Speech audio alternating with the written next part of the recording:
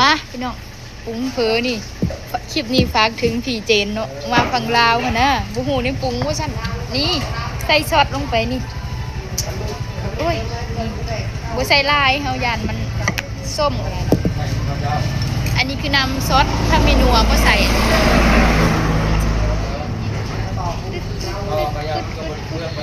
เป็นแบบนี้เลยโบมากกับแบบกินรสก็ได้มันกระแสบแล้วพี่น้องครับโบอยากกินแบบน้ำปลาลงไปกันไว้จางยังไม่ทันได้ซีมเลยหนูอยากใส่ลงไปเลยเอามะพริกมาเห็นไหมมะพริก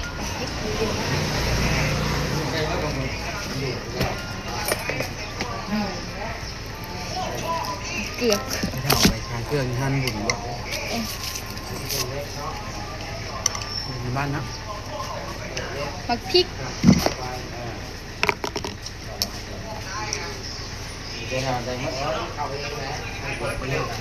กูใส่เยอะกินเผ็ดไม่ได้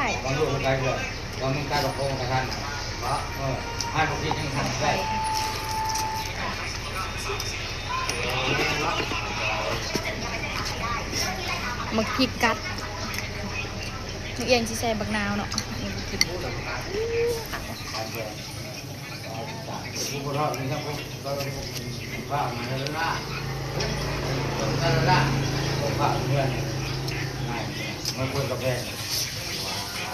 คน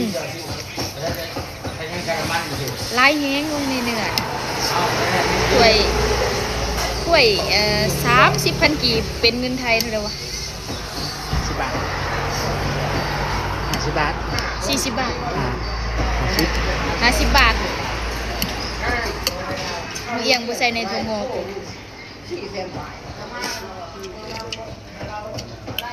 สนใจ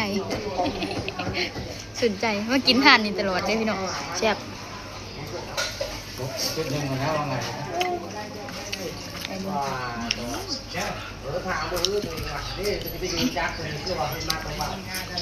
ไม่ยังอยู่ไม่อยู่หรอกแยกเรากินน้ำกินน้ำที่ไหน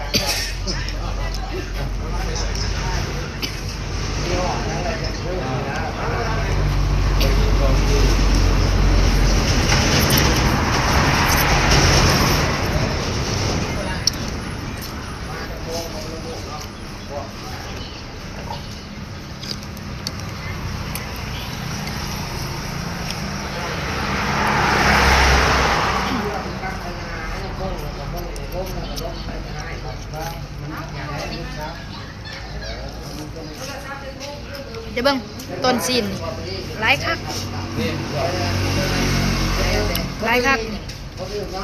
ต้นซีนก็ได้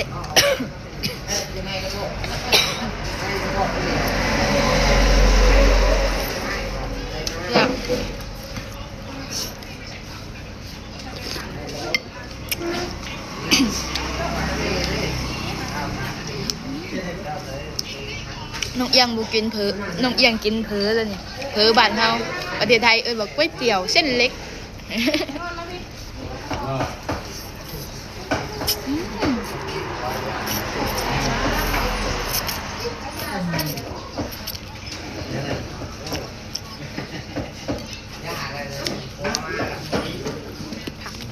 มันเน้นเลย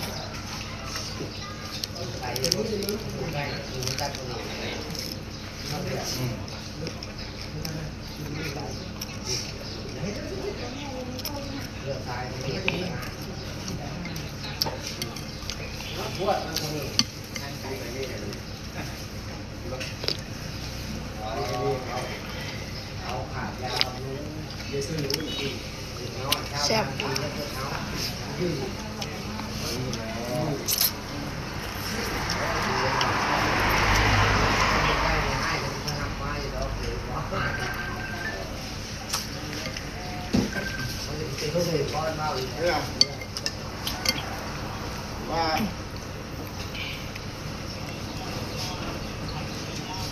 ว้าโทษแกยาวเลยไงยาวแล้วเราสั่นเห็นชัดอย่าไปสั่นสิข้อเอาดอกยาวตรงไหนยาวว่าผ่านไหนไป10 มาก2 สั่นไม่ได้มากแค่ยาวรู้แหละ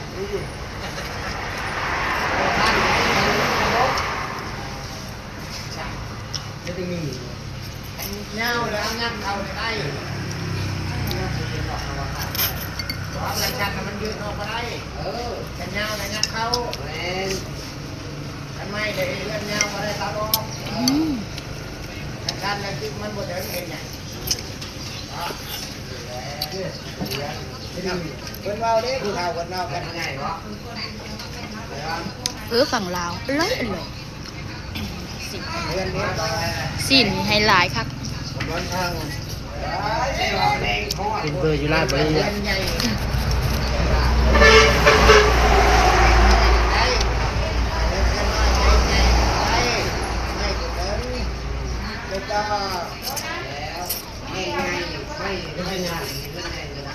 มาได้วันนี้ว่ามันได้จับเห็นว่ามันได้เดินตัวต่อไปก็ได้ได้เป็นกำลังก็กำลังได้ลงบกไก่มาว่าแล้วต่อใหม่เพื่อนพวกต่อใหม่ไม่มีเป็นเอาต่อใหม่ว่าได้วันนี้ครับพวกเราเตะต่อใหม่